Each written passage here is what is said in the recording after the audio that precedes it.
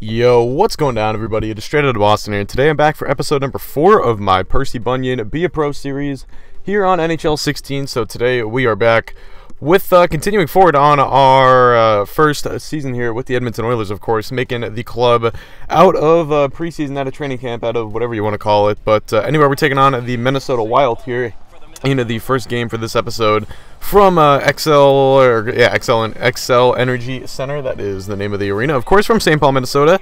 And you can see, as always, we're joined by Mike Emmerich and Eddie Olczyk as we get geared up here for Oilers hockey. And here we go, starting the game out with a big hit on Michael Granlund, and then later in the game a good forecheck here by our teammate, and then I'm going to try and feed this one across, actually get it through, and Eberle puts that one in. Sort of trickles by the goalie Dubnyk there. Not really or actually I should say a pretty soft goal allowed by Devin Dubnyk, who of course got re-signed by Minnesota in the offseason this year. But Eberle, one of our new line mates after Benoit Pouliot got hurt, is really coming through. I love playing with Jordan Eberle. He's obviously very gifted offensively, and it helps playing him when you're a playmaking center like I am. It's pretty helpful to play with a guy like that, but we missed a wide open net right there. Now later in the first period I fired this one on net, and we get credit for a well-aimed shot there, but really no opportunity. But a good forecheck by Eberle, and he puts it in. He's got his second goal of the game, and there's something you don't see Jordan Eberle doing every day, and that is forechecking.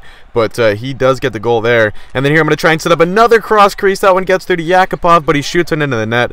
So now we're into the second period. It's a 2-1 game here. Edmonton is in the lead, but Percy Bunyan will be going to the box here. He gets called for the trip. So luckily for us, Edmonton would not score on that. And then we come out of the box here, get a nice opportunity on the cross crease right there from the one-timer from the slot, and it ends up getting saved. And then we make a nice block there. But here come the Wild on offense, cross crease, and they score. And this game is knotted up at 2 as we are towards the end of the second period here. We are all tied up, but Niederreiter is going to get laid out by Bunyan, who gets the puck, but nothing would come of that. So we're into the third now. It's a 3-2 game, Minnesota on top, but here comes Bunyan, and he lays out Jared Spurgeon. So Percy Bunyan quickly becoming known for his big hits here. Now we would tie up the game and actually send it into overtime, and when we get to overtime I was a little bit surprised to see this, but we've got some 3-on-3 action. So I know in real life I believe you have to play, what is it, 4 minutes of 5-on-5, and then you get 3 minutes of, or 4 minutes of 3-on-3 or something. I don't even know. 4 minutes of 5-on-5, and then, or 4 minutes of 4-on-4, and 3 minutes of 3. Whatever. Either way, check this goal out. Boom! We win it in overtime. Our first goal of the episode, and it's the OT winner in 3-on-3 action. So pretty cool stuff right there. Was able to take advantage of the open ice and skate right through the defenders there and put that one past Dubnyk to snatch up the Oilers. I think their second or their third win of the season. I don't remember. I think actually it's their third now after we got the first one in the last episode. But Bunyan here, check out the replay. Just goes right around the defender, Brodin, and then puts that one in. So it's a game winner, the first of Percy's career, and it gives the Oilers the nod here and the victory, 4-3. So take a look at our rating at the end of the day. Only a B- overall. I thought I played a little bit better than that, but oh well, still proven to be pretty difficult playing in the NHL, of course. And you can see Benoit Pouliot out for a while. Once again, I guess he came back. I don't even know whatever Benoit Pouliot. I mean, trust me, I don't miss him.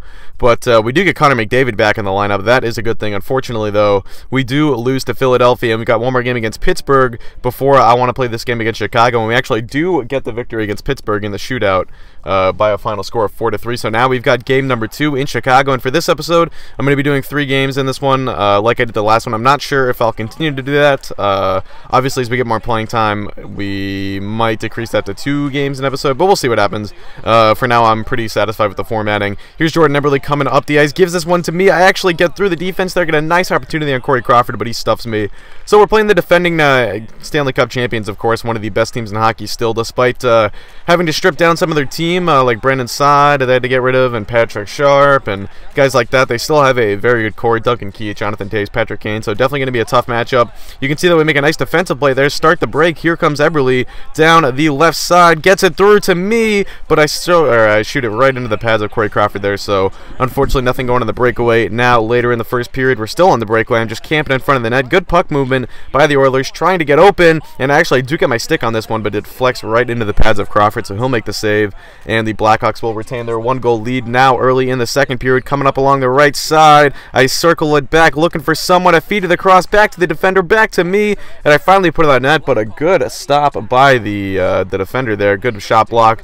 That was a pretty common theme throughout this game, a lot of shot blocks from the Blackhawks as they play a very stout defensive and two-way game. So anyway, now later in the second period, a good opportunity here, but unfortunately nothing going. Of course, now later on in the second, a little more than halfway through, behind the net, I tries to feed this one to me in front, but it goes right by my stick. And now towards the final portion of the second period here, it's Eberle on a breakaway, but he gets stuffed, so the Blackhawks continuing to play good defense, and Crawford continuing to have a very good game. Now I'm bringing it up along the right end board, circle it back around. I thought about going to the defense there and said I'm going to get this one on net. It actually gets through to Crawford, but he blocks it off for the save. Now about 16 minutes to play here in the third. I almost lose this one. The defenseman gets it back, though, fires it on net. Rebound, great opportunity for Eberle, but Crawford again continues his shutout performance, and he was having himself quite the game here. Now I'm coming up along. I do a little scissor action there, whatever you want to call it, with my guy to try and set up a nice cross crease, but it does not work out. Now 12:48's playing the third. It's Eberle bringing it up, in and out move, tries to do the windmill dig, gets absolutely destroyed by Chalmerson.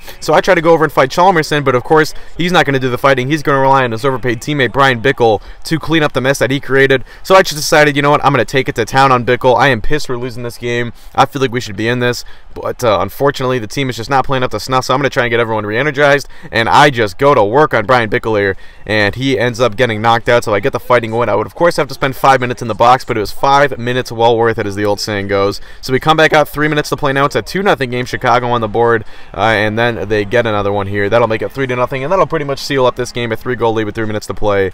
It is unlikely that Blackhawks are going to blow that one, but still time left to play in the game, and you know Bunyan is going to keep playing hard to the end as he gets another goal. This one trickles right through Corey Crawford, ends up getting it through his 5-hole there.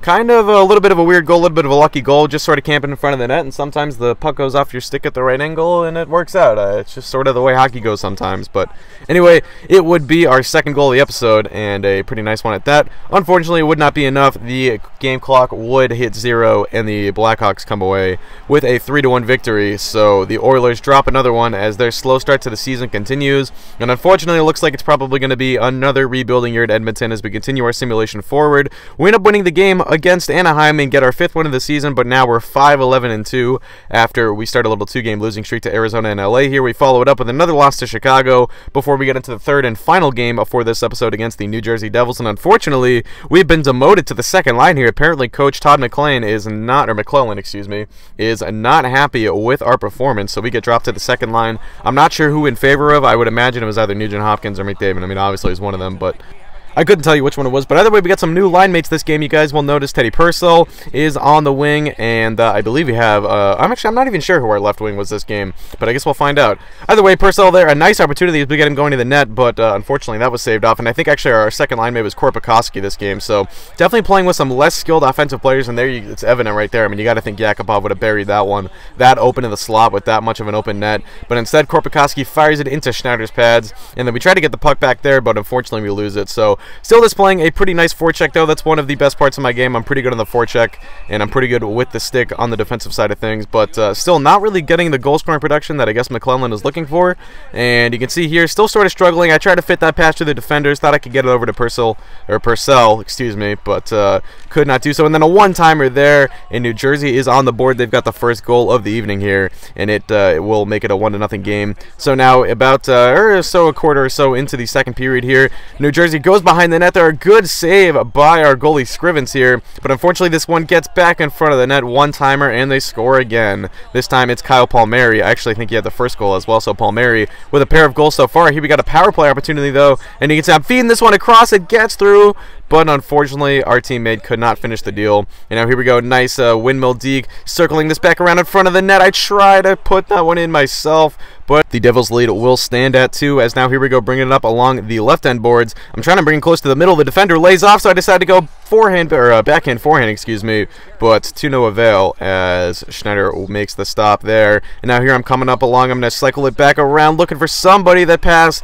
gets deflected, and just nothing going here against this New Jersey defense. They played a stout defensive game all night long, and you can see it's still a 2-0 game. We are still getting shut out. Here we get a nice opportunity on the penalty kill, though, a little one-on-one, and the defender not really playing up on me, and unfortunately the puck sort of rolls off my stick there. It was a nice play by the defender. But here we go, another shorthanded opportunity. This time I read the puck well. I've got a 1-on-0. I try to get that one in the backhand, but Schneider is stingy, and he makes the save. It remains a 2-0 game. And then later in the period, New Jersey, good opportunity on the rebound. They score this time. It is Dana Zubri actually Travis Zajac, excuse me, as he puts it in and makes it a 3-0 game. And once again, a 3-goal deficit for the Oilers. We'll see if they can come back from a little bit more time this game, but still not really getting anything going on offense. Here we get an opportunity to the net, but still nothing going. Just can't get it past Schneider. Then a nice move by our left wing Korpikoski. Gets it in front of me. That's probably one of the better opportunities we had all night, as I got right to the front of the net there, but it was to no avail, as I've said a couple times now, and that would do it. We would lose 3-0. So another loss for the Oilers. The slow start to the season continues, but Bunyan's career is off to an alright start. He's put up some points. I think he's played better than maybe McClellan has thought he has. But either way, that is going to do it. Hope you guys did enjoy. Thanks for watching. I'm out. Peace.